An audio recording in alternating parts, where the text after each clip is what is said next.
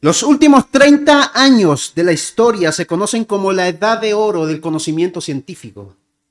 No ha existido ninguna otra civilización en el mundo con el conocimiento que hoy día nosotros podemos tener.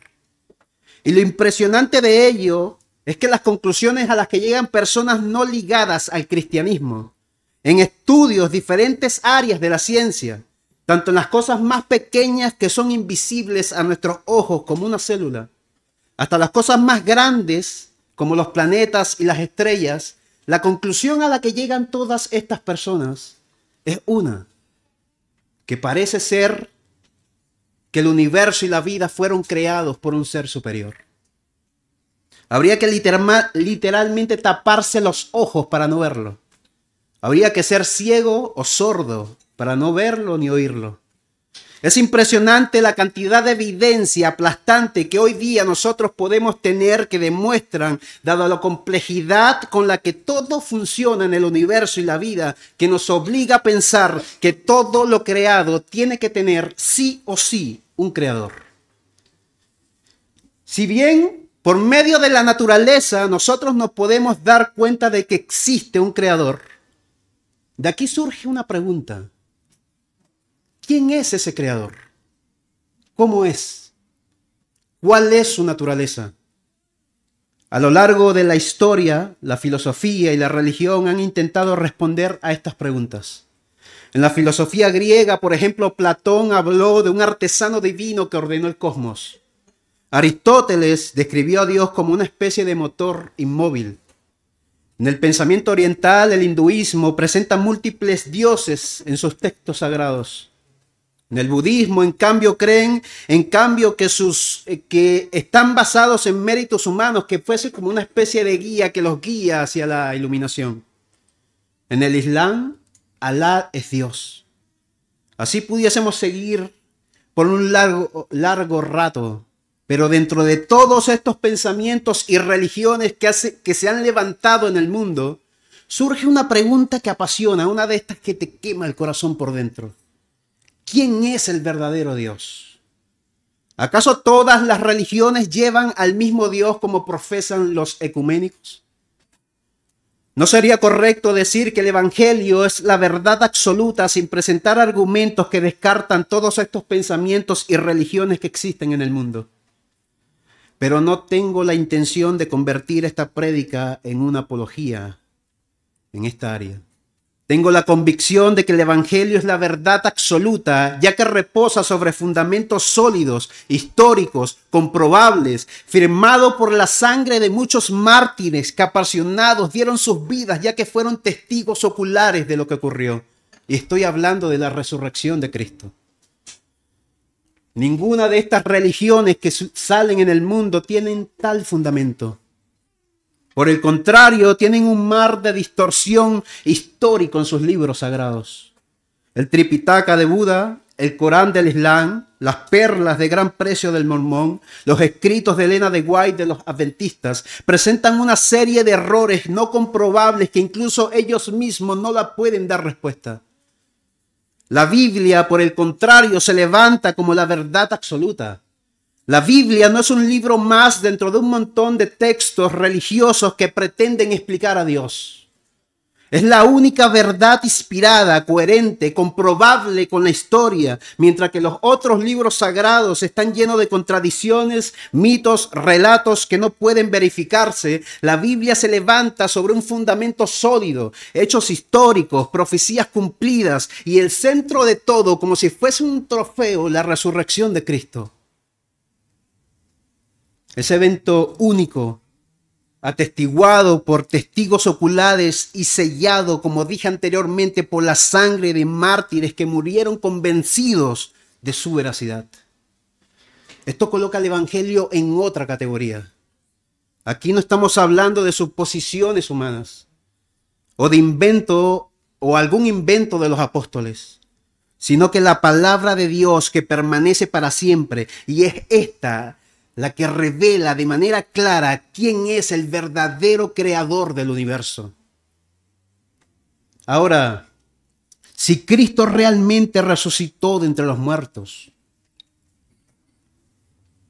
Eso quiere decir que la Biblia es verdad.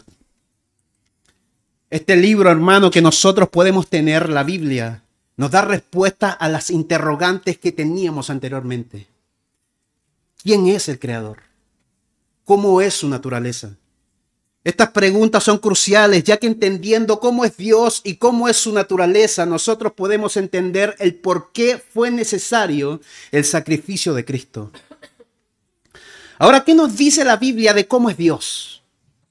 La Biblia nos enseña de que Dios es perfecto. Muchos pudiesen decir, pero qué bonito que Dios sea perfecto. Pero si Dios es perfecto, hermanos, todos y cada uno de nosotros estamos en aprietos con Dios.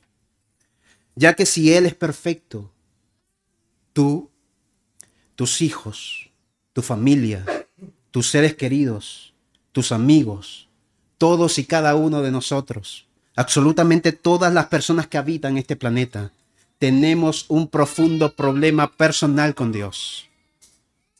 Ahora, ¿por qué? ¿Por qué la perfección de Dios nos pondría a nosotros en ese peligro para con Dios, en esa enemistad para con Él? ¿Por qué? Porque si Dios es absolutamente perfecto, santo y justo, como lo afirma la Biblia, entonces Él no puede tolerar el pecado ni pasarlo por alto. Ahora, ¿qué significa esto? Que es imposible. Es imposible que Dios te pueda perdonar sin condenar tu pecado, ya que Él es justo. Su naturaleza misma exige justicia. Su perfección deja al descubierto todas nuestras imperfecciones. Mientras muchos se imaginan a Dios como si fuese una especie de abuelo sonriente cuando fallas, la Biblia revela un Dios cuya pureza es tan resplandeciente que cuando una pequeña mancha que nosotros podamos tener nos condena ante Él. Y aquí está la crisis. Un Dios perfecto frente a hombres caídos, incapaces de alcanzar la perfección por nuestros propios méritos. Todos y cada uno de nosotros tenemos nuestras vestimentas rotas, sucias y teñidas en sangre, ya que voluntariamente nosotros nos hemos revolcado en el lodo del pecado. Y nos gusta. La Biblia afirma en Santiago 2:10, porque cualquiera que guarde toda la ley, pero ofendiere en un solo punto, se hace culpable de todos. Este texto nos enseña que la ley de Dios es un todo indivisible. No se trata de escoger qué mandamientos voy a cumplir y cuáles no. Si fallamos en uno solo, hemos quebrantado la totalidad de la ley de Dios y somos culpables ante Dios. Ahora yo te hago una pregunta. ¿Tú recuerdas cuándo fue la primera vez que tú quebrantaste uno de los mandamientos de Dios? Seguramente ni lo recuerdas. Pero ese mismo día tú mismo sellaste, firmaste con tu nombre y apellido tu misma muerte. Y en tu frente se te fue como tatuado una frase de culpable. Y es imposible que Dios pueda pasar por alto ese simple primer pecado que cometiste. Eres culpable y por ti mismo no hay nada que tú puedas hacer. Ni tus mejores obras te servirían, ni tus mejores méritos te servirían para con Dios. Quizás dirás, pero yo jamás le fui infiel a mi mujer.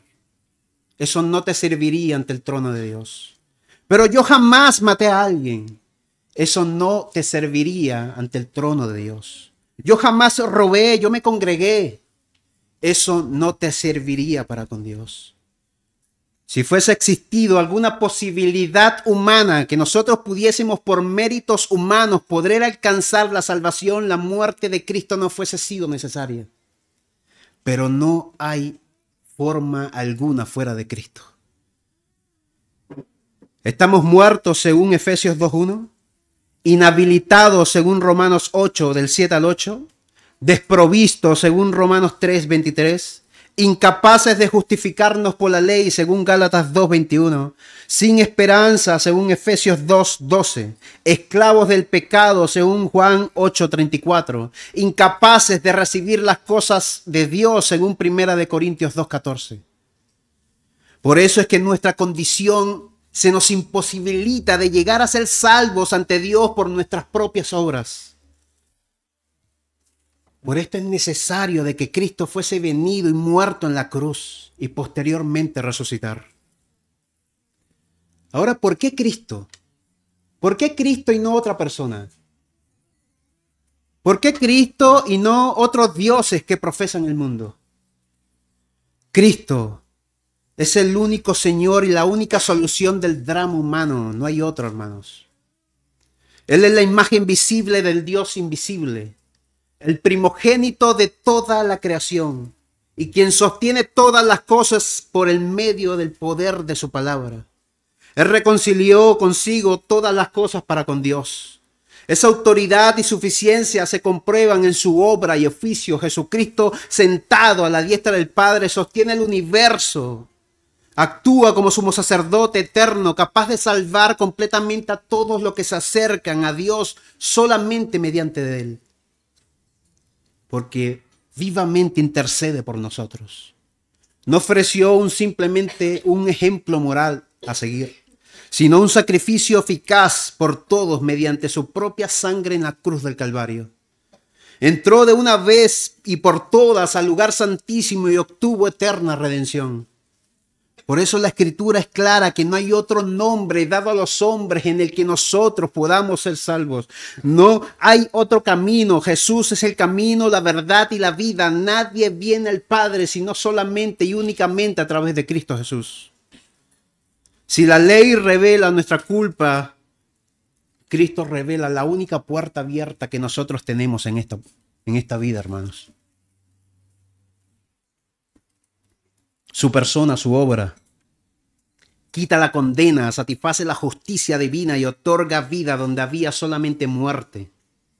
Solo en su obra nosotros podemos hallar justificación y reconciliación delante de Dios. Por Cristo, solamente por Él. Por eso, hermanos, Cristo es lo más importante que te puede pasar en esta tierra. No hay riquezas, no hay glorias ni poder en este mundo que te pueda siquiera poner al lado del sacrificio de Cristo. Tú pudieses incluso reunir todo el oro de las naciones, toda la plata, todos los imperios, los tronos de la historia y apilarlos uno sobre de otro, y aún así no alcanzarían el valor de una sola gota de la sangre de Jesús. Porque todo lo que este mundo ofrece es pasajero. Las riquezas acaban, la fama se olvida, los reinos se derrumban, pero la obra de Cristo permanecerá para siempre. En la cruz el Hijo de Dios pagó un precio que ninguna criatura en el cielo o en la tierra podía pagar. Y ese valor infinito no se mide en ningún estándar humano, sino en la redención de rescatar a un pobre infeliz del infierno y hacerlo reconciliado con el Dios santo y justo que está en los cielos. Por eso Pablo dijo en Filipenses 3:8, estimo todas las cosas como pérdida por la excelencia del conocimiento de Cristo Jesús, mi Señor. Nada se le compara a Él. Nada se le iguala. Cristo es el tesoro supremo, el bien más alto en esta tierra, la perla de gran precio por la cual incluso vale la pena perderlo absolutamente todo con tal de ganarlo a Él. Con Él lo tenemos todo y sin Él anduviésemos perdidos, desprovistos, desamparados por completo. Por eso el mismo Señor Jesús enseñó cuando un hombre se encuentra con el Evangelio, es como aquel hombre que consigue una perla de gran precio e incluso considera vender todo lo que tiene para poder comprar esta perla. Y esa perla no es otra cosa que el mismo Hijo de Dios entregándose en la cruz. Y quien posee esto, hermanos, puede perderlo todo en esta tierra. Puede perder riquezas, familias, amigos, incluso su propia vida y aún así tenerlo todo porque tiene a Cristo. El Evangelio no es un accesorio, no es una añadidura más a nuestra existencia. Es el tesoro más absoluto y más grande que tú puedas tener en esta tierra. Así, mientras los hombres del mundo corren detrás de tesoros que se oxidan, que ladrones minan y hurtan, el creyente descansa seguro en la riqueza eterna que nuestro Señor ha preparado para todos los que en Él confían. Por eso es que la resurrección de Cristo no puede ser un evento que pueda pasar desapercibido por tu vida. No puedes escuchar esto y salir de esta iglesia como si nada. Tienes que tomarle la seriedad de vida a esto. Si sigues llevando una vida alejada de Cristo, confiando en ti mismo, pensando porque voy a la iglesia sin arrepentirme, está bien. Como si fuese una especie de asistencia al colegio, que si cumples te puede ayudar en algo ante el trono de Dios. Pero no. Pudieses venir incluso todos los días de tu vida a la iglesia, saberte toda la Biblia de memoria, pero si jamás has ido en arrepentimiento y fe genuino a los pies de Cristo, si jamás has ido en oración con ese dolor en el pecho como que quisieras arrancarte el corazón por haber ofendido al Rey de Reyes, si no has hecho eso, sino que simplemente vienes a la iglesia como un religioso más, no te va a servir de nada para cuando estés ante el trono de Dios. Gritando, pero si en tu nombre eché fuera demonios, pero si en tu nombre profeticé, pero si en tu nombre prediqué, solamente escucharás como un estruendo la voz de Dios que dirá: apartaos de mí, maldito eterno, para el fuego eterno. Vas camino al infierno pensando que si no es necesario ir a Cristo, no vale la pena. Tus obras que piensas que te pueden ayudar en algo, para cuando estés en el trono de Dios, son insuficientes. Es necesario que te digas a ti mismo y que te hagas esta pregunta: ¿he ido en arrepentimiento a Cristo Jesús? Es necesario que yo te diga esto con mucha sinceridad. Estás caminando al abismo. Vas directo al infierno. Abre los ojos. Escucha lo que Dios te está diciendo. No endurezcas tu corazón. Arrepiéntete y cree en el Evangelio de Cristo Jesús. Amén, mis hermanos. Pongámonos sobre nuestros pies.